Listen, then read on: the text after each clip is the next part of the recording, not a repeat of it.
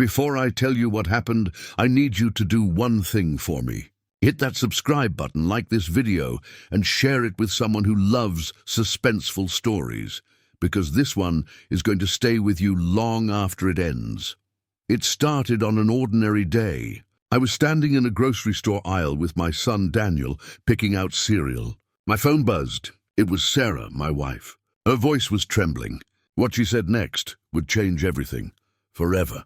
I reached for a box of cereal, Daniel tugging at my sleeve, begging me to grab the marshmallow kind. That's when my phone buzzed in my pocket. Sarah's name lit up the screen. My wife, I answered casually, thinking she'd remind me to grab milk or bread. But her voice, it was wrong, tight, trembling, almost broken. Adam, where are you? She asked. I frowned. Aisle 7. Getting cereal with Daniel.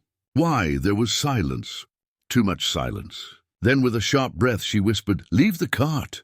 Leave everything. Take Daniel and walk calmly to the front. Get out of the store now." I froze, hand still on the cereal box. "What, Sarah, what are you talking about? I'm not done shopping. I can't explain. Please, just go now." Her voice cracked, wrapped in urgency, panic. Daniel looked up at me, confused. "Dad, can we still get the marshmallow cereal?" His little voice made my chest tighten. I hesitated. Half of me wanted to laugh it off. Maybe it was nothing. Maybe Sarah was overreacting. But something in her tone. It wasn't about danger. It was about secrecy. About me not seeing something. I forced a smile for Daniel, grabbed his hand and left the aisle. Step by step we walked out of the store, my mind racing with questions I couldn't answer. That was the moment I knew. Whatever Sarah was hiding, it wasn't for my protection. It was to keep me blind. And from that day, I stopped being blind. That night, Sarah acted as though nothing had happened. She cooked dinner, laughed at Daniel's silly jokes, even poured me a glass of wine. To anyone else, she looked normal, but I saw what others wouldn't. Her hands shook when she lifted the bottle. Her eyes darted to the window too often, as if expecting someone or something to appear. She asked me about my day, but her smile didn't reach her eyes. I tried to shake it off. Maybe I was imagining things. Maybe she was just stressed. But deep down, I felt it. Something was off. Later, while we sat on the couch, her phone buzzed. She jumped, snatching it off the table before I could even glance at the screen. "Work," she said quickly, forcing a laugh. "Just late-night reports, work." She worked in finance. Reports didn't come buzzing at 11:30 p.m. And even if they did, since when did reports make you panic like you were holding a grenade? I didn't question her then. I didn't want to start a fight in front of Daniel. But the seed had been planted. Over the next few days, I noticed more. Calls she would take in another room. Texts she would delete instantly. Her explanations came faster than my questions, as though she had rehearsed them. And then there were the nights. She'd stay awake longer than usual, scrolling on her phone with the brightness turned low. When I shifted beside her, she'd tilt the screen away. She thought she was clever. But I was watching, always watching.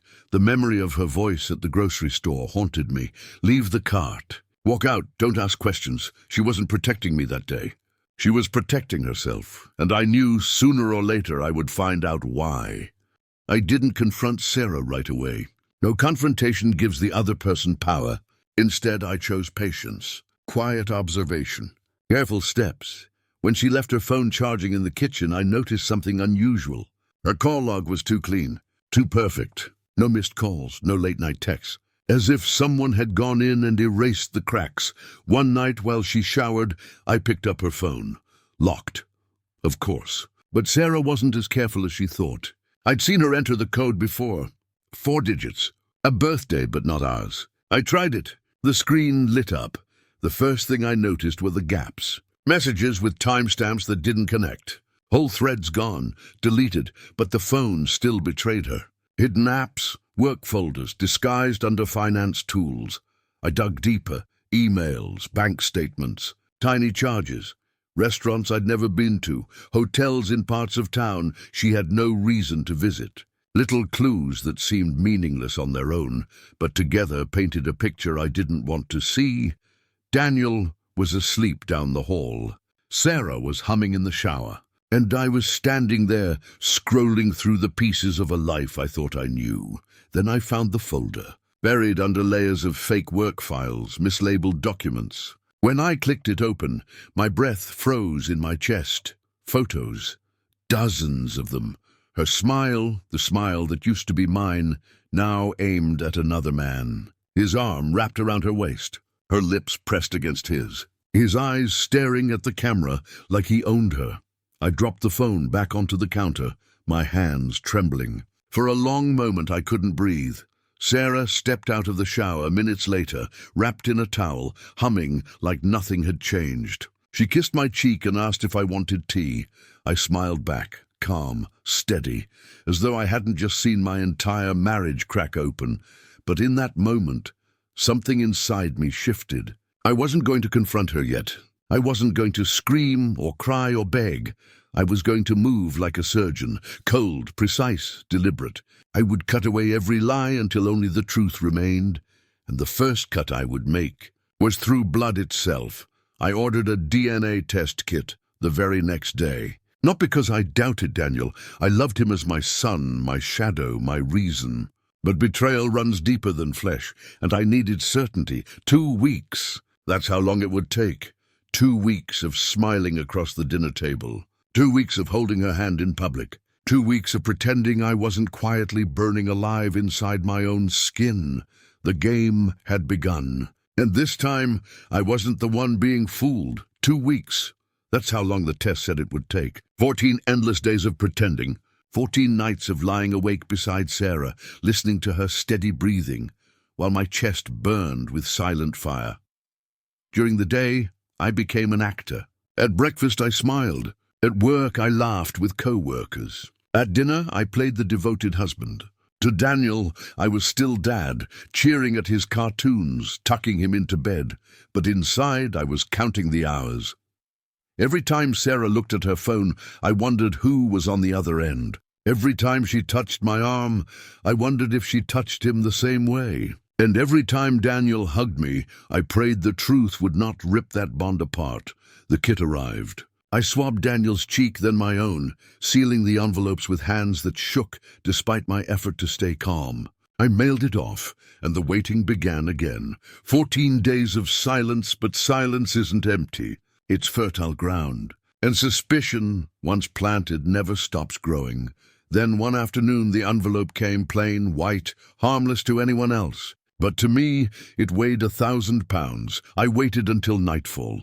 Sarah was busy in the kitchen, humming while she chopped vegetables. Daniel was at the table coloring with crayons. I slipped away to the bedroom, closed the door, and opened it. A single page. Clean, cold, final.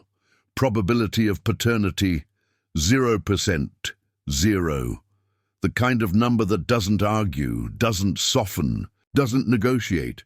For a long moment I just stared. My reflection blurred against the paper, my heart hammering in my ears. I wanted to scream. I wanted to cry. But no sound came out. Only silence. I folded the paper neatly, slid it into my jacket pocket, and walked back into the kitchen. Sarah looked up, smiling, unaware of the storm she had unleashed. I kissed Daniel's head, tucked him into bed, and waited. My movements were calm, deliberate, because the truth had changed everything, and there was no going back. Tomorrow she would see the results, and for the first time she would understand what real silence feels like. The next evening I waited at the dining table. The folded envelope sat in the center, small and ordinary, yet sharp as a blade. Sarah walked in, humming softly, carrying plates of food. She froze when she saw it. Her eyes narrowed. "What's that?" I didn't answer. I simply slid the envelope across the table toward her. Her hands trembled as she picked it up, unfolding the paper inside. Her eyes darted across the words. First confusion, then recognition, then terror. Her lips parted. "Adam, it's not what you think." I stayed silent. My stillness was louder than any scream could ever be. Tears welled in her eyes. "Please listen. I can explain. It was a mistake. Her words cracked, stumbling over themselves, desperate, broken, but I didn't move. I didn't yell. I didn't curse. I simply watched her unravel piece by piece. She fell to her knees, clutching the paper, sobbing. "I love you. I love our family. Please don't do this. I stared, cold, detached. Every ounce of pain inside me calcified into something harder, stronger. You lied, I finally said, my voice low, steady. Not just to me, to him. I glanced down the hall where Daniel slept soundly, untouched by the poison that had soaked his mother's lips.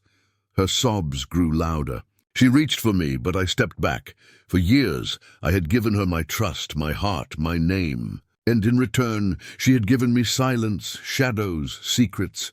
Now silence was mine. And it was a weapon sharper than any words. She begged, she wept. But the more she spoke, the less she had. And when her voice finally broke into nothing but shivers and gasps, I knew the balance had shifted. She no longer had power. I did. The morning after the confrontation, I woke before dawn. The house was silent, heavy with the kind of stillness that follows a storm.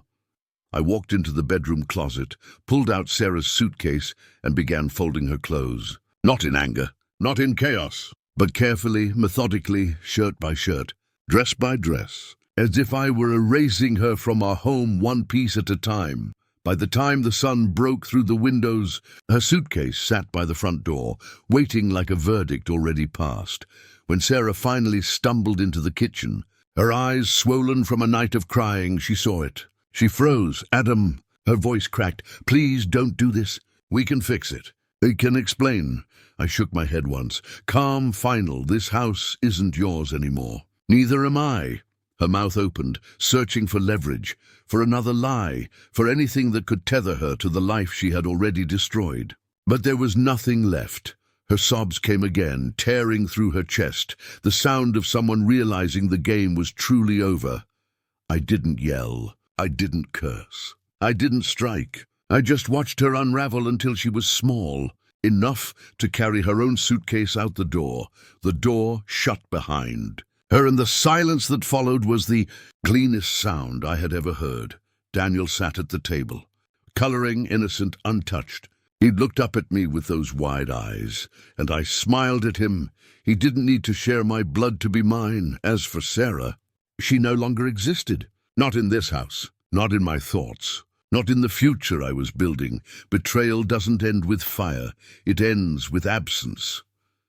That night, when I turned off the lights, I felt no rage, no grief, only clarity. The truth had set me free.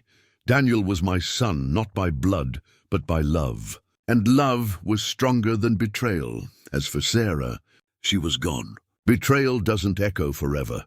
It disappears when you choose silence over suffering. Before you leave, let me ask you, what would you have done if you were in my place? Share your thoughts in the comments. And if this story moved you, don't forget to subscribe, like, and share for more.